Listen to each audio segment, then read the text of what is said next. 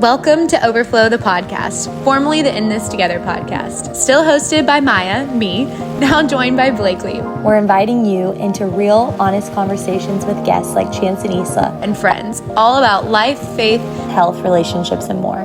It's not about having it all together. It's about letting God lead. By His grace, not ours, our cups overflow, even in the wild and barren places, just like Psalm 23 promises.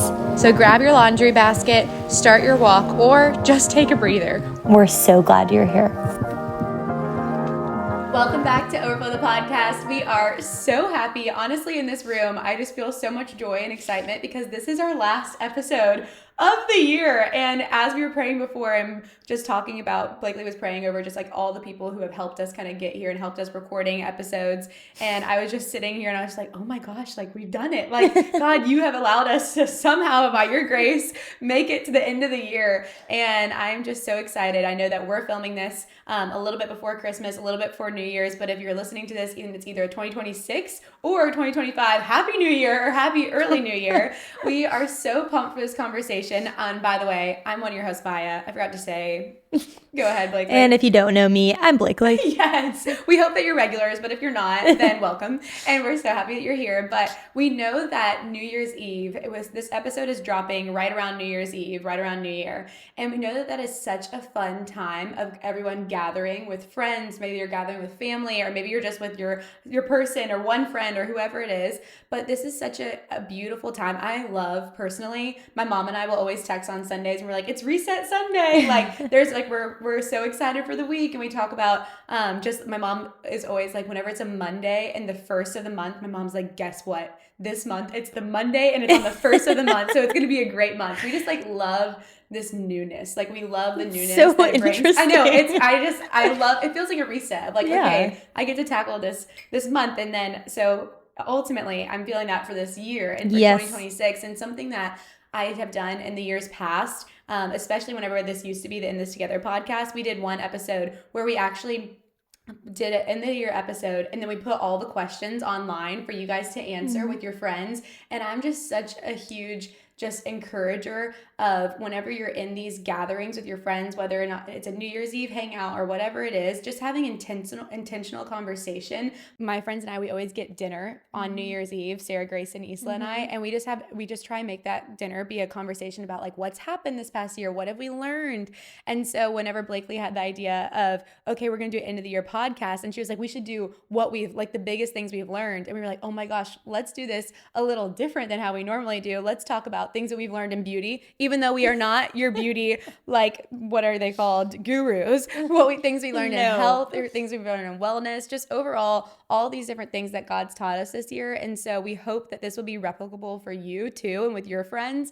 And this would be something we're actually going to post by the time that you're watching this on our Instagram. If you go to overflow.thepodcast, you can see all the questions that we have, and you guys can kind of go around in a circle. Or if you're married and you're just you and your husband, or you and your boyfriend for the party, just enjoy having these conversations about what 2025, what God's done in 2025, what you've learned, funny moments, and then also 2026, like what are you wanting to learn, and kind of just seeing and reflecting all on what God's done. And we talked about that in our last episode, just remembering what God's done. And I think this is a really fun way to do that with the little things and with the fun things and the big things as well. So Blakely, we're starting off with a fun question today. Hit me with it. Okay, if 2025 had a theme song for you, what would your theme song be?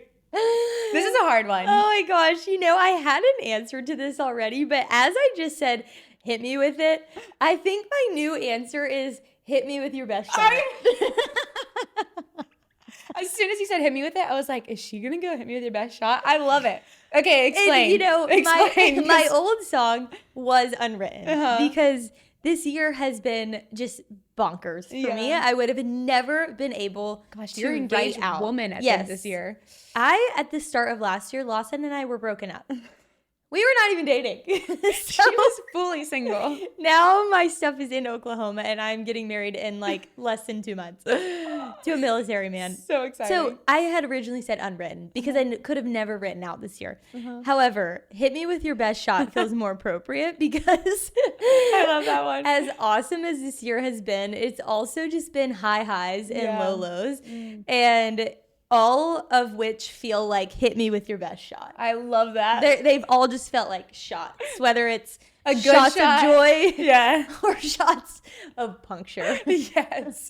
Oh, I feel that a lot. I'm going to preface, or actually I'll go ahead and say my song. But my song is The Climb. And it's not something I listen to very frequently, but that has been this year. If you've heard me talk on the podcast, it has just been like one thing after another where I feel like I'm just climbing this mountain, which is ironic because last year I climbed a mountain, but this year I'm like climbing like a spiritual, emotional, all those things. For those of you who don't know, I climbed Mount Kilimanjaro last year, and I would almost argue that this past year has been more exhausting than that. But it's so funny because I'm like laughing through the pain. But it was so funny because I was at this it was an identity training where we were learning more about the identity that God's given us.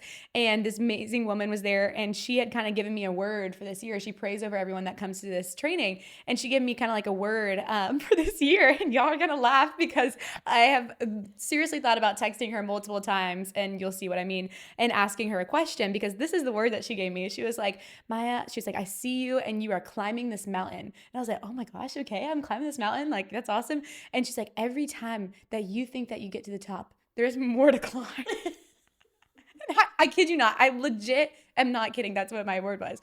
And she was like, and there's more to climb. You get to the top and you think that you're there, and then there's more to climb. And I was like, oh my gosh, that's hilarious. Like when she gave it to me, I was like, that's kind of funny. Yeah, that's been my life. And then it was so crazy and it was a sweet word, because then she was talking about how for every part that you get to, like in every single step of your climb, just enjoy and take it in. Whether it's like, it was hard to get there or whatever it was, but just enjoy and take it in, because there's going to be more and more. Mm-hmm. And so I was like, there was this one time about like 2 weeks ago when I was just really struggling, and I texted her. I was about to text her and be like, hey, did God happen to tell you like when this mountain ends? Like did God happen to say, okay, like at 2026 you're done with mountain climbing, like you got smooth sailing for a little bit? I have no idea. But anyways, I think that's how I would describe my year. Really rich. Is it's been a climb, and it has been the word that she's given me. Is I have learned amidst every single thing.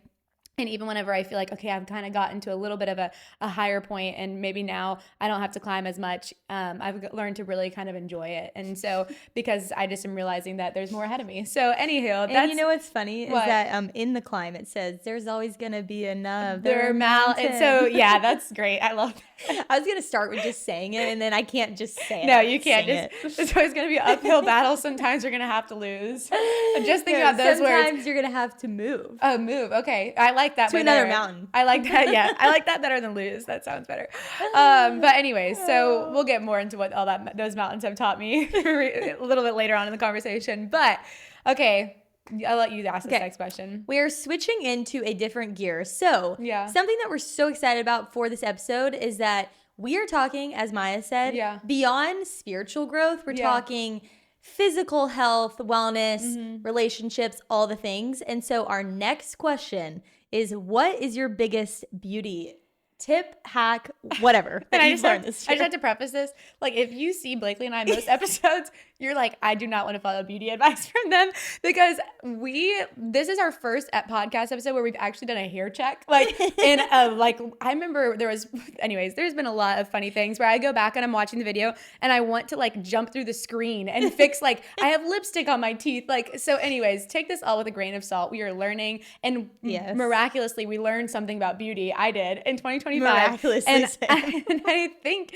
that a lot of people already know this, and this is common knowledge, but the other day, and I don't have it on right now, so don't judge, but the other day, I was doing my makeup. It's always the best whenever you're not a makeup girl and your friend that is a makeup girl comes over and brings all her stuff. Yes. And that for me is Isla. She came over and she brought she has like 3 cosmetic bags. I think I own 10 beauty like I that's all I have, like legitimately. And so she brings over all these bags and I'm doing my makeup with her stuff and I just feel like $1 million afterwards. Like I'm like, this is so great. And one of the things that I had used was she got a new Rare Beauty, and I am a Rare Beauty stan. I love them.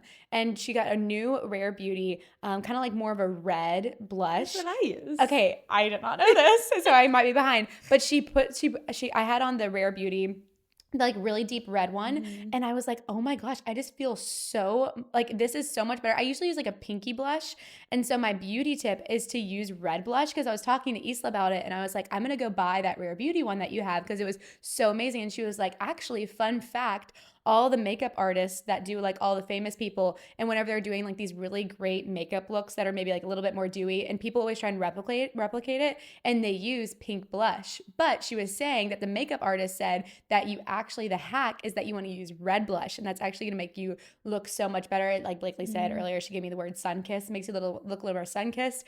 And I don't have it on right now because I had to ask Santa, okay, my husband, and so hopefully I'll be receiving it in my stocking this year. So if I have a glow up in 2026, y'all know it's the red blush. So anyways, I really truly, and I know it sounds so silly, but I really think it made such a difference when I was doing my makeup, and I just felt like, oh my gosh, that's my thing. So and then my other hack, sorry, this is like beauty side too, but my other hack is I have pretty curly hair, but it doesn't curl at the top. And so I started using a crimper like at the top, and I used Isla's again because of mine I have lost in one of the many hotel stays we've had. And I am going to start like wearing my hair more natural and then just crimping the top of it. So that's one of my beauty goals, I would say, for 2026. Not that we're talking about goals, but yeah. Love.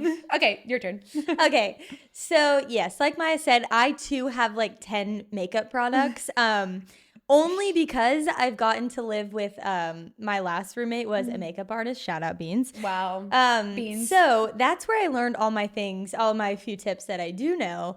But my beauty hack is actually not what you would think. I was reflecting on this with my fiance Lawson the other day, and I was like, and not in a prideful way at all, but this is the best my skin has looked like. The longevity of this year. We can recognize it. Thank you. We can recognize it.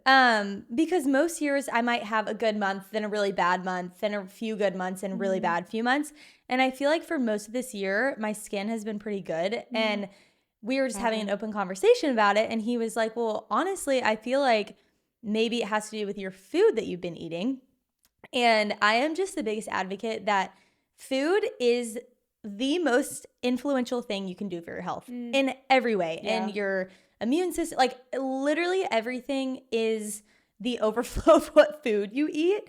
And so I have this year more than ever tried living more non-toxic in every single way, whether it's food, makeup, obviously there, like I use that Rare Beauty blush, my skin products, I use Primarily Pure. With food, I have had less seed oils this year. I make most of my food. I eat super basic, like ground beef, a veggie, avocado, and rice, like almost every single day.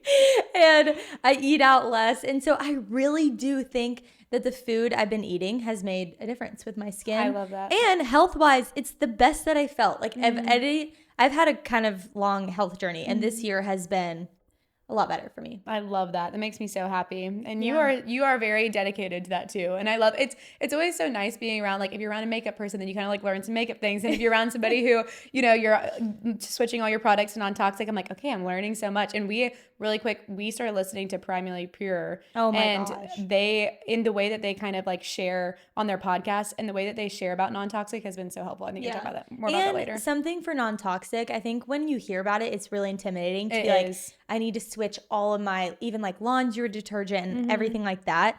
The Primarily Pure girl always says, do it little by little. And that's what I did. Like I switched my deodorant this time last year. And then I started understanding the effects of seed oil and slowly but surely started removing that. And I think just as you go slowly, you'll feel more encouraged and you'll actually see the differences. And then you'll want to keep going and keep switching over more products in your life. 100%. So. I just ordered my new deodorant. No more secret. Yay. I was a big degree girl. Good gosh. I know.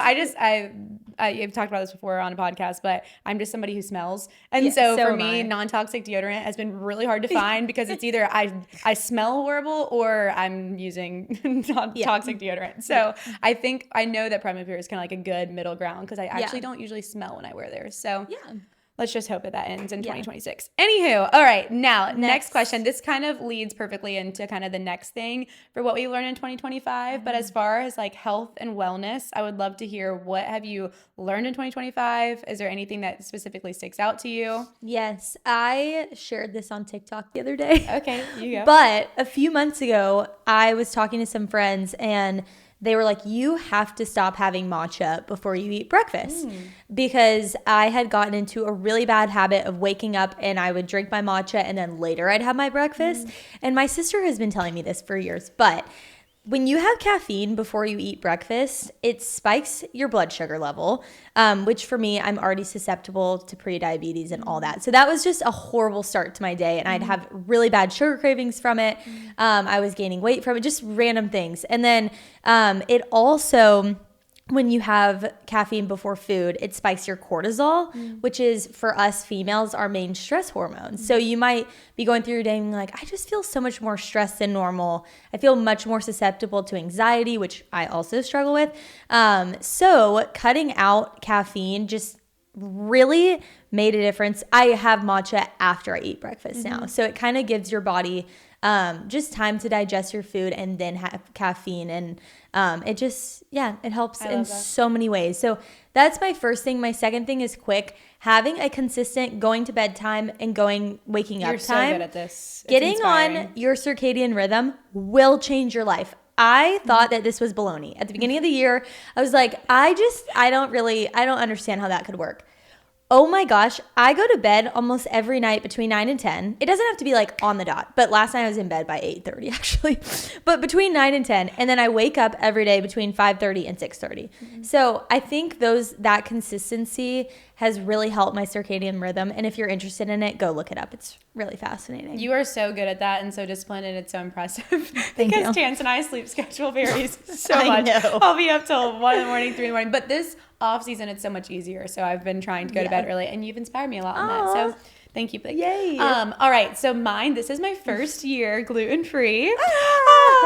It wasn't for fun, but anyways, long story short, I guess my biggest tip for health and wellness is, if you notice something is off in your body or something's going on, like, don't give up. And I encourage you to be your own advocate, because basically back in 2024, I got super sick and I couldn't figure out what it was. And I haven't really talked about it really anywhere, but I do want to do some sort of episode about it, because Blakely and I both talk about it a lot, and we have a lot of family members and different things. But long story short, I got super sick and I would have hives, rashes all over my body. I actually had one last night because I think I accidentally ate something cross-contaminated. And so last year, or 2024, I got really, really sick, and it was so weird. It started off with like hives, rashes. I would be so itchy. Like, I would be itching myself and whenever I would be asleep, and I would wake up and I'd have like scratch marks all over me. It would be all over my back. And I never really had a bunch of stomach issues. I would bloat kind of a good amount, but it wasn't necessarily that, and it'll make sense why I'm sharing that in a second. The biggest thing that kind of started to freak me out, so all that started happening, and I'm like, this is weird.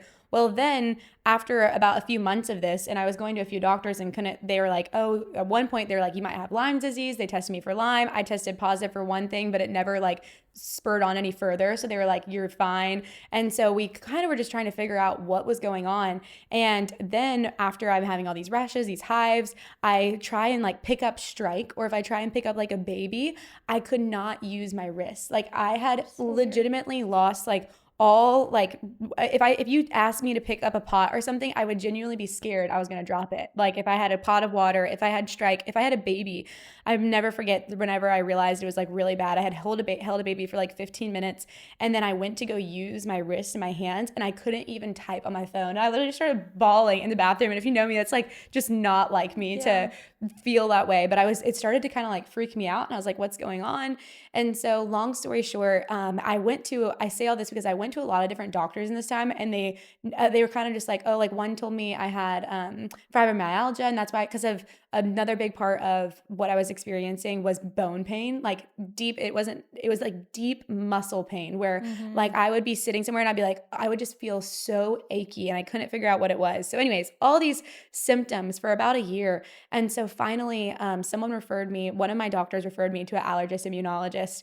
And I went to this allergist immunologist, and when you get a good doctor, there's just nothing like it. And so I encourage you, if you're like really struggling, to just, it only takes one doctor to help you. And even though it's like such a long journey sometimes and all these tests, I'm so thankful that I just really listened and I kept on going. And so long story short, I went to this allergist immunologist, and they had already said that they didn't think I had any sort of celiac or gluten intolerance or whatever. But one of my other doctors said that you have a lot of inflammation in your body, so just go ahead and stop gluten. And so I stopped it. And then whenever I saw him, he was like, okay, I think you're actually celiac. He was like, we tested you for like a full like gluten allergy, but you are looking more towards celiac, and sometimes it doesn't show up on blood tests. And I was like, well, I'm not feeling any better. And he's like, okay, well, I'll see you again in like a month and a half. And I remember I was so discouraged. I was like, oh man. And that whole like rest of that month, I still wasn't feeling good. And then all of a sudden, after 3 months, it was like clockwork. It was crazy. After 3 months of being off of gluten, I remember it was Hatton's bridal shower. I'll never forget. And that was like the first day where I was like, wow, I actually don't feel bad. Like I don't have, like I can actually, like couldn't lift anything yet, like heavy, but I was like, I actually don't have bone pain. I don't have these different things.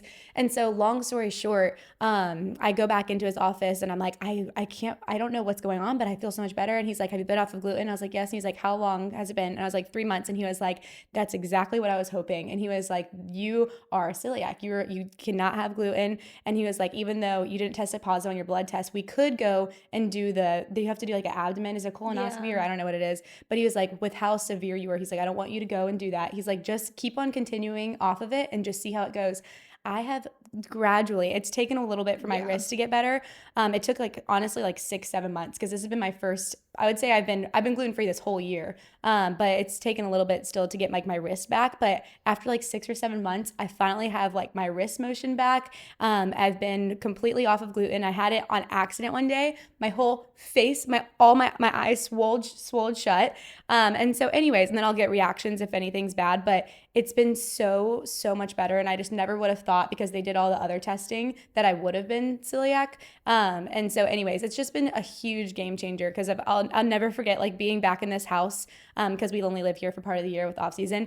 And whenever we came here this year, I was like, oh my gosh, I'm actually gonna be home and like feel good and feel healthy. And so that's just been such a game changer, was like advocating for my health and finding a doctor that really was understanding and really knowing. So anyways, it's kind of a long story, but I would say that's been the biggest lesson I've learned, is just like not giving up in that essence too. So good. And hopefully I know there's so many different people going through different things, and I hope that encourages you just to keep going, and that your health really does matter. And so if you feel like something's off, go and get it checked. And like Maia said, the journey with doctors can be so exhausting and just discouraging. And so, as she said, just keep going and keep pushing, and just also invite God into it in prayer and ask people for prayer. Oh my gosh, yes. Answers and healing, because that was a big part of Maia's journey too. Yes, it's such a great point. Had a lot of people praying, and I was so thankful for that. Yeah. Hey guys, I'm interrupting the podcast really fast because I have something very, very exciting to invite you into.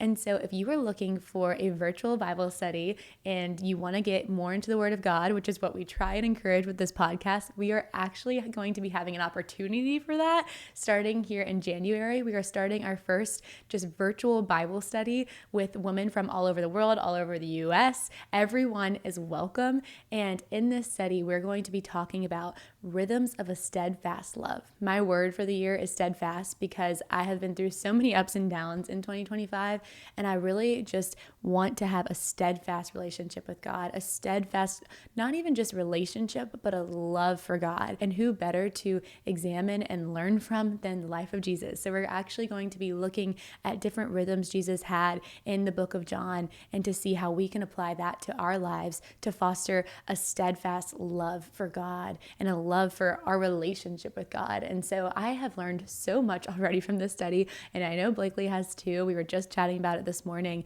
and we are just so excited to invite you into that. And so a little bit about the practicality as to what this looks like is it's a weekly devotional that will be emailed to you every Tuesday. So if you sign up, you'll get a weekly devotional every Tuesday, and that weekly devotional is just for that week. And so it's not day by day by day. It's actually just one weekly devotional. So it's just one devotional for that whole week that we can meditate on together. So if you're somebody who you're like, oh, I already have a devotional or whatnot, but you're kind of craving knowing that you're studying alongside other women, this is the perfect opportunity for you, because of all it is just one weekly study. And it really will take about 30 to 45 minutes of your day. And then for the rest of the week, you can bring it into all your other devotionals. You can bring it into you reading with God or you worshiping or whatever it is that you have for that week. So we're really excited. We wanted to make this as easily accessible as possible. So every Tuesday, to keep you from rushing forward, you'll be sent the devotional for that week, and we will all be meditating on it together.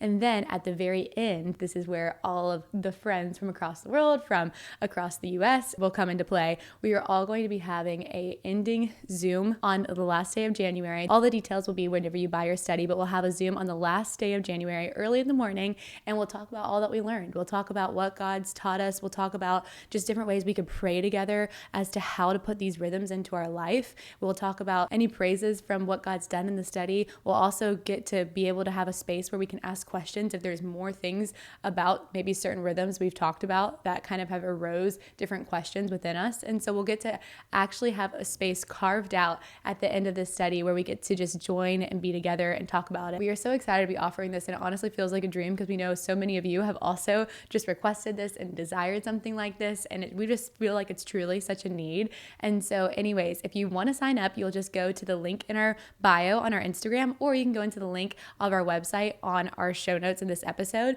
and it'll be really easy. All you'll have to do is click on Rhythms of a Steadfast Love, our study, and there you'll have the opportunity to sign up. It's $10 for the material and to have access to the Zoom. And if that's something you can't afford, please reach out to us. We would be more than happy to cover your cost. And so anyways, we never want just finances to be a barrier to entry, but we do believe in having a little bit of skin in the game will actually have you complete the study. So we hope you join us. If you have any questions, head to our website or feel free to DM us on the overflow.thepodcast Instagram. And now let's get back into the podcast. All right, next question. This is I kind of forgot this one. Question for you. I forgot What's a hobby that you have picked up this year / and or one you want to pick up next year? Oh my gosh, I love this question because I love hobbies.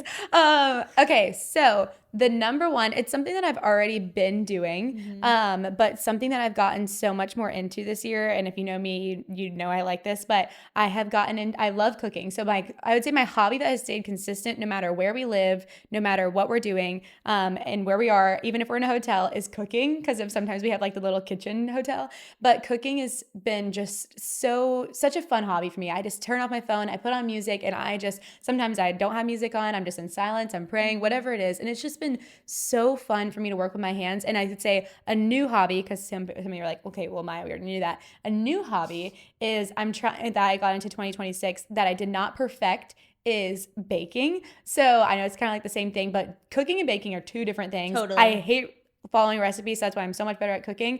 And baking, I have been trying to make some fun gluten-free things. I've had some great successes, like some great banana bread, some great other things.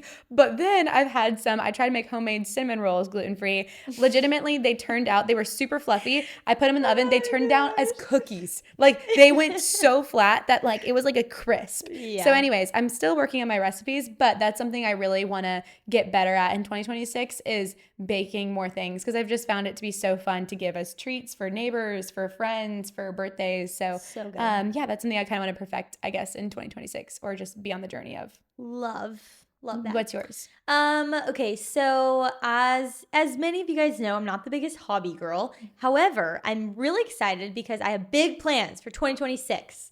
I am going to, and I've already found where I'm going to do it in Oklahoma. Ooh, I am going to be taking pottery classes in Oklahoma. And I can't wait. So excited because you look like a pottery girl right now. Oh, thanks.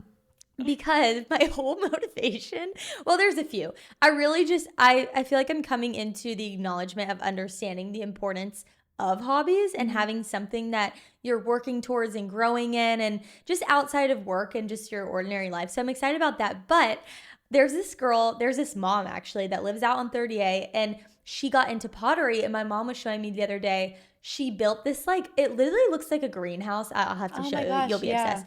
In her backyard. And it is the cutest thing in the world. It's like all glass, and it has this like tile, like disco floor thing. And it's just so fun. And I told Lawson, I was like, one of my new dreams is that in 10 years, whatever, Lord willing, maybe we can have a house, and then we get to build that. And I will know pottery by then. So I love that. I love that you're forward thinking about it too. Yeah. And I love like little mugs and bowls to put your jewelry in and just those things. So I'd love to make that myself. And then my second hobby I want to pick up is making sourdough. I most likely won't eat it just because I am gluten-free, but I don't like, it's kind of a weird, I'm not technically celiac anyways. It's a weird thing. But when I have sourdough, it does upset my stomach. So Lawson, though, is like, please learn how to make sourdough. Chance has been begging me. I need to. Oh my gosh. So I'm like, my sister is celiac, and she makes her husband sourdough, and she has literally never even tried it. So I'm like, okay, if she can do it, I can do it. So that is going to be my labor of love to my new husband, Lawson. Lawson? My new husband. I love how you said that. Yeah, that's like the TikTok trend. It's like my current husband. My current husband. Yeah, I love that. I can't wait to do my that. My current fiance. You have to do that too. Oh, I should do the current fiance. Yeah, this is my current fiance. Her fiance. That is so funny. Might not even notice. I love that. And something, I can't remember exactly the quote that it came from, but my friend said, but she was saying, if you're not failing at something, you're probably not trying enough new things, or you're probably not living kind of in an adventurous way. I can't remember how she said it, but she was saying that you should always be failing at something in your life. And so like but for me, I failed at the cinnamon rolls, like hopefully you won't fail at any of the sourdough or any pottery, but it's good to like have this understanding of like, it's good for me actually to have something I'm failing at my life, because this is what it is.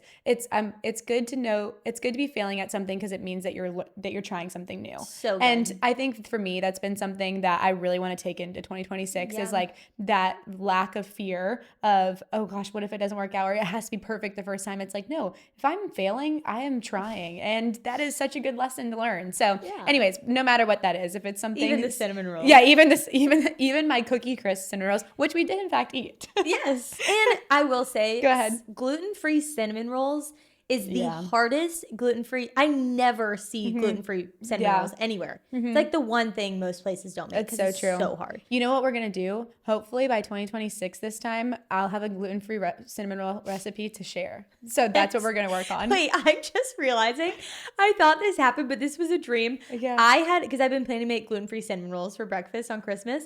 I had a dream that I found them in the grocery store. I'm not even kidding. They were in a purple packaging. That is psychotic. That just shows how much we love sugar, I think. It really does. My friend Cade is always like, I have never seen anyone love sugar like that. And I'm like, yeah, it's part of it. Okay. All right, Blake, we're switching. Oh, wait. Yeah, we are switching gears a little bit. I like this question. So we have a business together. Yes. I don't know if anyone knew that. We own this thing called Overflow Creative. It's part of Overflow the Podcast. We produce Overflow the Podcast. Yes. And so we are business owners, which is crazy to say because it's just little you and little me. So what is something that you have learned as a business owner in 2025? I'm so hyped to hear. Yes, I love this question. Okay, my answer is don't let your expectations get in the way of God's plan. I love it. Maya and I have had to learn this in some easy ways, but more so a lot of hard ways. I feel like when you are following God's plan and walking with God and you're starting a new business or you're starting a new ministry, you have all these huge, crazy, God-sized dreams, which are so good. But what I would say to that is I think we've both learned how to hold them loosely, to dream with God, but also to hold our expectations loosely, because we have seen God do so many pivots in our business and our ministry. I mean, we'll have to one day do an episode where we sit down and share everything. And hopefully that encourages some of you that are like, God, what the crap? But I feel like we've just experienced so many pivots, and where we are now, I think neither of us would be like, we would not rather be anywhere else because we're walking in God's will for our lives, for our business, for our ministry. However, there have been so many moments where we've both been like, I just feel so discouraged. It's hard to dream with God because I feel like so many of our dreams have not been met by God. A lot of our expectations have not been met by God. And I think if we allowed ourselves to get caught in our own expectations and caught in like, okay, well, that didn't happen, so like we failed, or like that didn't happen, then like let's do something else, we would have missed out on what God was trying to do. So I think the biggest thing I've learned this year specifically is don't let your expectations get in the way of what God is doing. It's so good. I love that so much. I would say mine is kind of the similar kind of aspect of that. And it's, if you don't know like what to do, go back on the last thing that God told you. I think that there were so many seasons where, you know, I've just now changed into like more of a ministry role with our company, but I was doing social media management for the whole time beforehand. And I remember it would be like 3 months into, you know, I would be months into this, and I'd be like, oh my gosh, like I'm still doing the same thing. You know, I'm still doing the clients. Like my heart is more for ministry, God. Like, why am I still doing like kind of like this management process and whatnot? And I thought I would be somewhere else. My expectation was I thought I'd be somewhere else in a different time. And I remember just having to go back on what God had told me. And he had been like, okay, work on this right now. Like I want you to be faithful and work on the social media part right now and just trust and trust in my timing. And so I think sometimes we expect to have like a new revelation every week, as far as like we like to kind of, I don't know, just get like a new revelation every single week in the sense of, okay, I need to do something new this time and new this time. But it's like, I think what we really need to remind ourselves of is like, okay, what's the last thing that God told me, and just being faithful to that, whether it's 6 months, whether it's a year, whether however long it is.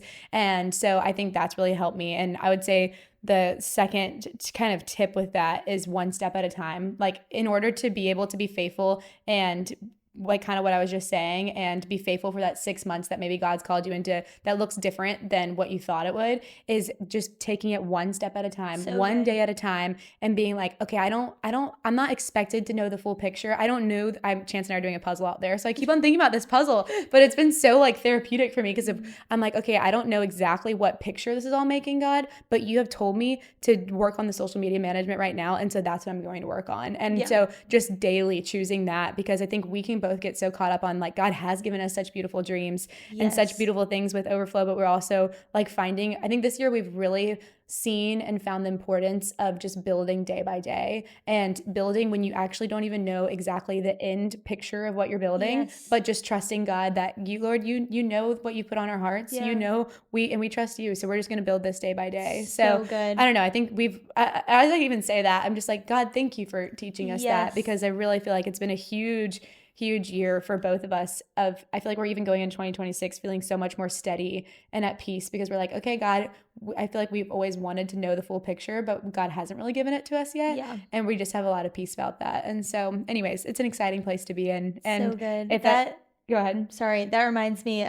this morning I was reading this notes I had written the other day of things I've learned this year. And one of my favorite quotes was from our devotional we always talk about, Streams in the Desert. It said, the Spirit requires not only a service of work, but also a service of waiting. And I think sometimes as Christians, we're so eager, whether it's in ministry or it's in our workplace, to just like do and experience all these crazy breakthroughs with God and all these really exciting things. And I think for us, we've had to learn more so the service of waiting and just being faithful to what God has put in front of us. So 100%. I love that you said that. And if you're somebody right now and maybe you don't own a business, or maybe you're just like, maybe you're trying to decide what college to go to, or just your next steps, I think just the encouragement I would give is just put one foot in front of the other. What God has in front of you right now, be faithful with that. And if you're supposed to be somewhere, God will make sure that you are there. He will not fail. So I think the biggest thing we do, and we fail ourselves sometimes, is we try and put the whole picture together before we actually like are being faithful and obedient. And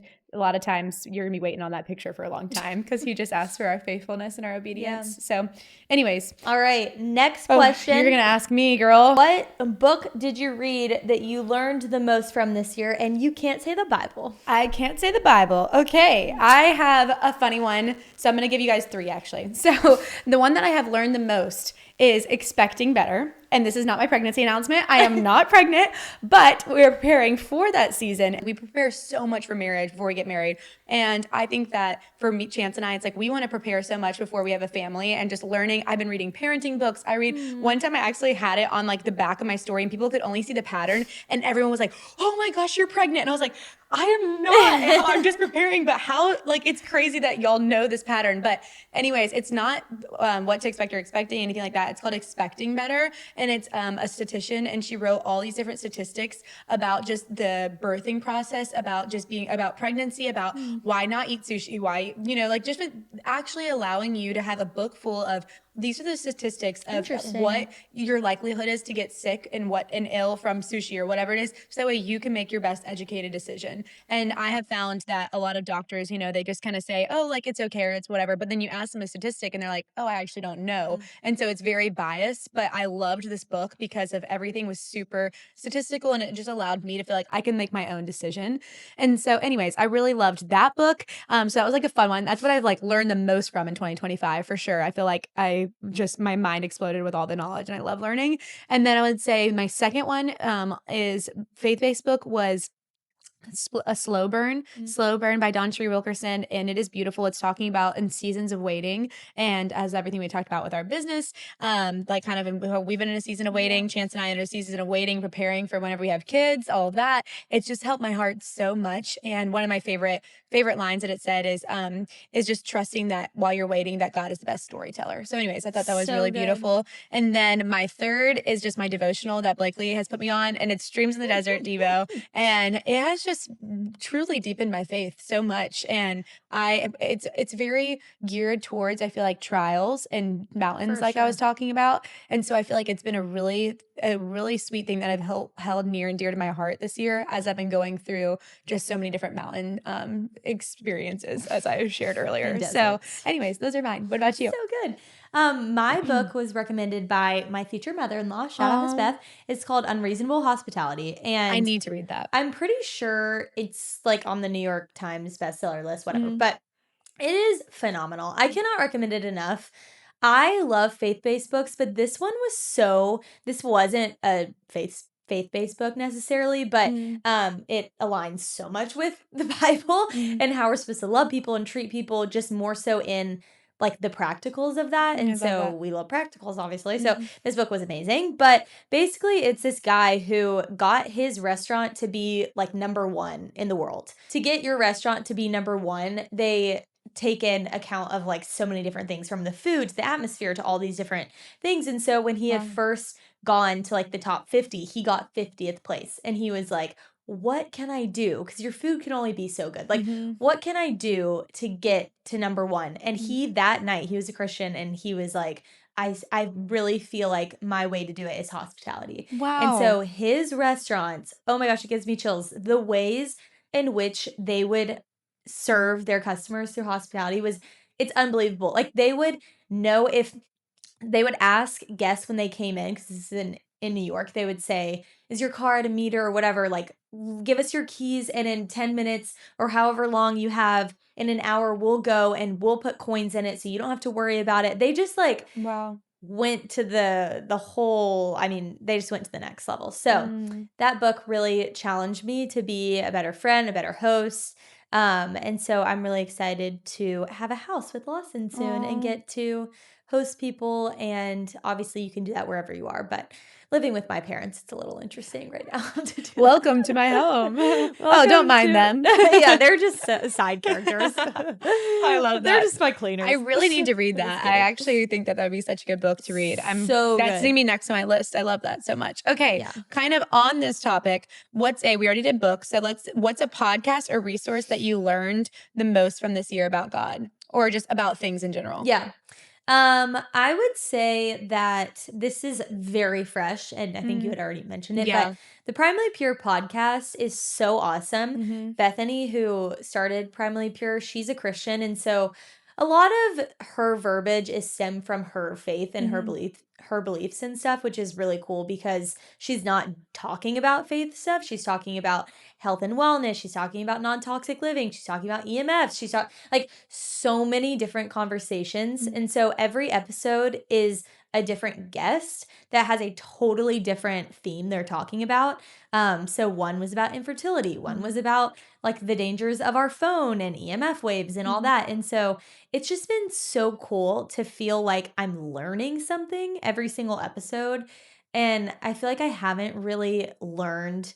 I mean, obviously I love learning about God so much, but I think it's important as Christians to also challenge yourself to read and listen to things outside of learning about the Bible, because obviously that is the most important thing. But I think also learning about different topics is still so important. Yeah. Like learning about the world, learning about like God has given us this beautiful creation to learn more about. And so enjoying learning about. And she talks about plants. She talks about like how he made and wired our bodies, even though she's not saying, you know, God wired us this way. She's talking about how our bodies work and what a beautiful, for me, I used to be, fun fact, before I was social sciences and businesses and stuff like that, I was actually medical sciences. And so when I was in biology, I always found it so fascinating in college when I'll never forget my Bio 2 teacher, just sitting in that class, learning about the body, learning about just how we conceive, all these different things. And I was like, God, you are so intentional. It just only just furthered my appreciation for him.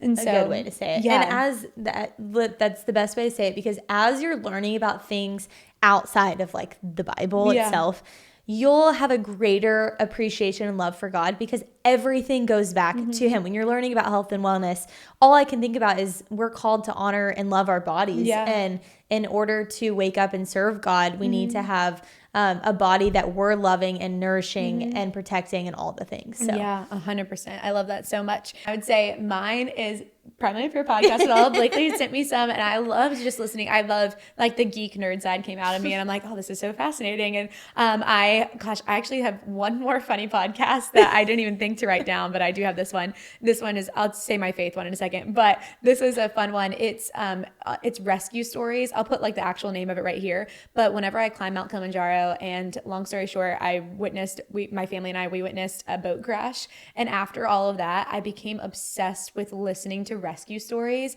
And it's all these incredible stories of people being saved from like Mount Everest, people being saved from just being lost at sea. And oh my gosh, I've listened to every single one of them and I love them. Yeah, it's one of my favorite just podcasts to listen to, because if it's something I just see, I just admire their courage, their bravery. And none of them, I mean, talk about God or anything, but I just love listening to their stories of bravery and courage and just hearing how they rescue. My little sister's a lifeguard too. So maybe now, maybe God was preparing me to understand a little bit of her life, because she wants to do all of those things for, and help and serve people. So anyways, that is another fun one that I like to listen to. And then I like Prominently Pure because it says a lot of information in bite-sizable, understandable chunks. Such a good way. Sometimes you look at podcasts and you're like, oh my gosh, I have no idea what they just said. And so she verbiage, she makes everything really easy to understand. And the guests she has on do a good job of that too. And then my other podcast, I would say more faith-based route is you got to just shout out and give credit where credit's due. Whoa, that's good. My sister-in-law, Sadie Robertson Huff, has just such a beautiful podcast where she has so many incredible guests. And I find myself listening to that all the time. I have it on whenever I'm working, especially when I was doing the social media management side, and I kind of could listen and like do things for clients. And so anyways, love her podcast, and it's been super good. So she does a really good job of pulling all different ages of guests. And so I love listening to the older ones and then also younger, our age, even younger. So it's really cool to get like the full scope of generational wisdom. Yes, for sure. All right. So speaking of learning some things like we have been talking about, what did you learn this year, Blakely, in either romantic relationships or friendships, or you could say a little bit of both? I love to hear, because she is a fiance now. So what did I just say? I swear I have dyslexia. I just said the fiance backwards. Fiance. She's talking in pig Latin. Okay, my answer is the same for romantic and friendship relationships. When you master communication, I'll say it. I really believe you can master a relationship. I agree. A relationship will never be perfect. However, communication for me is the biggest crux of every relationship. We've talked a lot about communicating love languages and just understanding how someone best receives love, how someone best receives, if they like being texted long distance, if they like being called, FaceTime, letters, like everyone receives love and communication in such different ways. And so I have some friends that are super heavy on quality time or super heavy on words of affirmation. And then some that are like, do not write me a letter. Like that will make me ick. And so I think when you get to learn someone's habits and preferences and the ways they receive love, you just get to be a better friend, a better girlfriend, a better fiance, a better wife.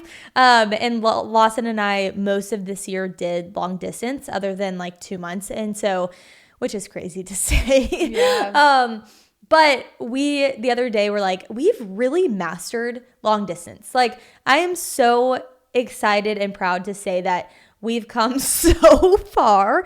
I mean, I can't even explain how far we've come. Maya got to be a part of the beginning of our relationship. Like, oh goodness. Everyone just saw me and all I did was just nod. I was like, they have come so I told far. him the other day, I was like, I cannot wait to sit down with a young girl who's like, I just don't understand what my boyfriend, like, I just can't understand him communication wise, because that was me and Lawson. Good grief. That boy did not know how to communicate kindly. I would say that to his face. So communication for me has been my biggest thing that I've learned. And it just is something you practice and you put effort towards and you be intentional and so good. Really get to know who is on the other side of the phone, the text, whatever. Yeah. Oh, so good. I would say the exact same thing. Communication is so important. And I was Lawson in our marriage, and we talk about that all the time, but I was Lawson in the sense of when Chance and I first started dating, I was just horrible communicator. And it's so cool because I think we've grown in it so much. And then this past year of marriage, we've grown in like a deeper level of communication of like, how are you really doing? You know, like being very intentional about just the conversations that we're having. And I feel like it's just allowed us to be so close to one another. And one thing I'll say with communication that I feel like is like a extra side tip is letting your mean what you say and say what you mean. Like I know there's been times in marriage where Chance and I have been fighting and we're arguing or whatever, and he asks me something and I answer it and I'm just like, oh, yeah, whatever. Or like, and I don't actually tell him like what I mean. Like I'm not saying what I mean and meaning what I say. And my mom used to always say that growing up. She was like, you know, like if you say yes, let your yes mean yes. And if you say no, let your no be no. And I used to be horrible at that. Like I was really, really bad about that because if I was such a people pleaser. I didn't want to hurt someone's feelings. I didn't want to tell Chance how I actually felt. I didn't want to tell so-and-so, a friend, how I actually felt about a situation. But I feel like this year I've stepped into more saying what I mean and meaning what I say, where I'm not going to just agree with something to agree with it. I'm actually going to, and I could do it in a loving and a gentle way, but I don't need to people please anymore. And so I feel like God's like really broken that off of me this year. And I was actually talking to my mom. We were hanging out together the other day and we were at this like play and thing, and it was so fun. We had such a good time. And during the play we were in intermission and I was like, I feel like I've really grown this year in like my yes being yes and my no being no. And I was like, would you agree? And she was like, yeah. She was like, you've done so much better of a job this year of like, if you say I'm going to go hang out and I'm going to be there for this, you'll actually be there, you know? And I feel like that was something I really like took to heart this year. And I was like, oh gosh, thank you, Lord. Like even in this month about to be in January, I was like, I want to take that into this 2026 year. I want to continue to really letting my yes be yes and my no's being no, because that clarity is kindness to people and it's kind to yourself. It's kind to others. And so anyways, I think that's something I've learned in all sorts of friendships, romantic relationships, everything. Like if Chance were to come and ask me, hey, can I golf today or whatever? I'm like not saying, oh yeah, you can. And then when he comes home, like being like, well, why didn't you come do this with me? It's like, well, it's just confusing. So just get rid of all that confusion and just mean what you say and say what you mean. So good. I feel challenged to implement that in 2026. I love that. I could get better at that. All right. We have 2 more questions to answer, and these are all about God. Okay. Love you, Lord. Let's go. We love you, Lord. Okay. So our question is, is ultimately, what is the biggest thing that God taught you in 2025? Okay, God taught me a whole lot. As you could probably tell, we talked about a lot of different things on the podcast, but I actually had to write down what it was. So my year word this year, before I ever started this year, was fortitude, which is so crazy because if you don't know what fortitude means, I'm going to read it to you, which this is what it biblically means. Biblically, fortitude is the God-given inner strength and courage to do what's right, endure hardship, overcome fear, and stand firm in faith, even facing persecution or death, drawing power not from oneself, but from the Holy Spirit and God's promises. And so essentially before I had gone into this year, I kind of had a feeling it was going to be a little bit of a harder year. Like I just was like, okay, God, I really want for my word for this year, I really want to have fortitude. I really want to stand strong in the face of just adversity. I want to stand strong and I want to persevere through whatever it is this year brings me through. And I want my character and I want just our relationship to stay the same. Like I want how I view you to stay the same no matter what my circumstances are. And so anyways, it was really cool because I say that and God has taught me so much that it is not through my own strength that I've been able to have fortitude. It has truly been by the grace of God and by truly drawing on his power and being like, God, I don't have the strength to make it through today. I am just going through X, Y, and Z. But Lord God, I just pray, Lord, would you just help just give me the strength? Would you just help me persevere? And it reminds me of my grace is sufficient for you, and just talking about how his power is made perfect in weakness. And this year was a year that I felt very weak. And I think you would think, oh, when you are, experiencing fortitude, it's because you feel really strong and it's because, you've done this. And it's like, no, I actually experienced it because it was the weakest I've ever been. But God in his grace and in his sovereignty just strengthened me. So I just really saw, I think, just that play out this year of no matter my circumstances, him just strengthening me to be able to for him to be able to produce fortitude in me. And it wasn't something that I produced myself. And it's just been a byproduct of walking with God, of letting him be my shepherd. So I would say it's kind of been cool to think about how that was my word last year. And I feel like that's what God's taught me the most in just all these different circumstances. So what about you? What has God taught you this year? So good. That's beautiful. Wow. That's just, I need to sit in that for a second because it's really cool, because I think oftentimes you're right. You think of fortitude as something that you are when you're strong, and we see in the Bible over and over that God makes us strong through our weakness. And sometimes you just read that and you pass it over. And when you get to live it out in a year like you've had this year, it changes your heart. It changes just the way that you see scripture and how real it really becomes. So thanks for sharing. Yeah, of course. Thank you for walking along me in that path too. Of course, it's my honor. My favorite quote that I say all the time is, emotions are like kids. You cannot let them drive the car and you cannot put them in the trunk. So good. They have to have their rightful place. And as you guys know, if you've been listening to one or more episodes, I am much more emotionally driven. And so this year has been a year of learning steadfastness in God amidst the emotional highs and lows of life. I think that God has put me in a lot of high moments and a lot of low moments this year, and a lot of mundane as well, just like all of you probably have experienced this year. But in that, I have had to learn how to have steadfastness with God and not let the emotional ups and downs be what dictates how my relationship with God is going. And so learning to not ride the wave of the emotions, but also learning to not, dismissing the emotions as well, and learning to let them have their rightful place in my relationship with God. So. You've taught me a lot of that too. So very thankful for that. And so now going into 2026. Yes. I know there's maybe some things that we want to learn. Yes. And what do you want to learn for 2026? Our last question is kind of, okay, God, you've brought us through so much in 2025. You've taught us so much, whether it's funny little things about beauty and just our faith walks. Now, what are you kind of wanting us to learn in 2026? Do you have any ideas of what that is? I do. This has actually been birthed in the last week or two, but I really want to just crack down on studying the Bible. And obviously every single day I read the Bible. However, I think there's a big difference in reading the Bible and studying the Bible. And I want this to be a year where I really am focusing on studying the Bible in its entirety. And I've been praying about doing the Bible in a year just because I've tried in the past and had a hard time because I struggle with rigidness and just the structure was hard for me, especially on days where I was like, I just want to read like this or whatever.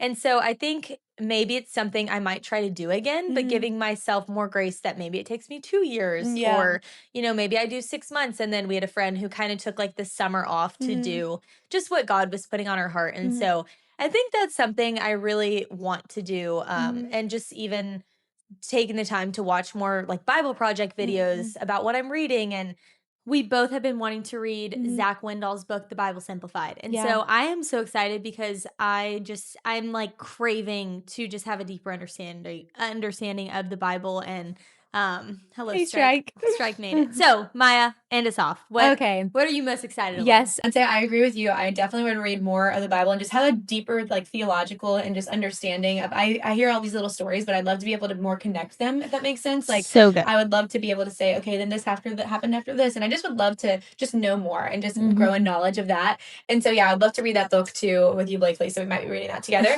And then I would say my other thing that I really want to kind of learn more about in 2026 is this 2025 year has been my first year of going to counseling and just like learning more about just healing and kind of what that looks like. And I think in 2026, I want to learn more. None of this is kind of like niche, but I want to learn more about just what it means whenever we say like Jesus heals and God heals us. Like, what does that really mean? Because I think that's been something I've been really studying. And for those of you, I keep referencing a hard year. I've had a hard year with a lot of like family members being sick, different things happening in myself. And so I think just really understanding what it means when we say like Jesus like heals and kind of coming into an understanding of deeper of that and what he means by that. And so anyways, I'm really excited. I've been already researching and studying it a lot. And I feel like cool. I think that's something that we kind of get hurt by whenever we follow God because we think healing looks a certain way. And so I would really love to give some clarity and some wisdom to that. And cool. I'm asking you right now, God, that you would give me clarity and wisdom for that. And so anyways, yeah, that's kind of what I want to learn in 2026. And I guess we'll go ahead and end this off because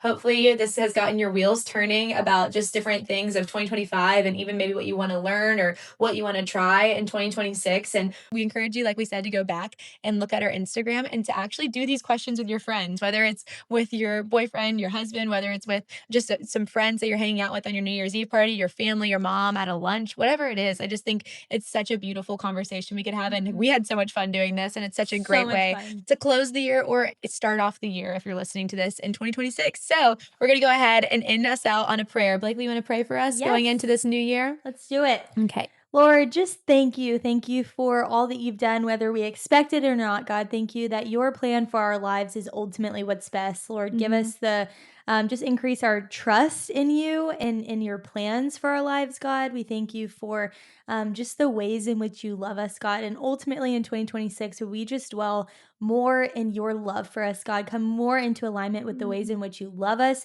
the ways in which you see us, God, our identity in you, because truly every single thing flows out of that. We love you so much, Lord, and we thank you for just the gift to get to do this and to have this community, God. It is such a blessing to Maya and I, and we will never, ever, ever take it for granted. Yes, Lord. We love and we praise you, and Happy New Year. Happy New Year. Amen. Thank you so much for listening to the podcast. Bye, y'all.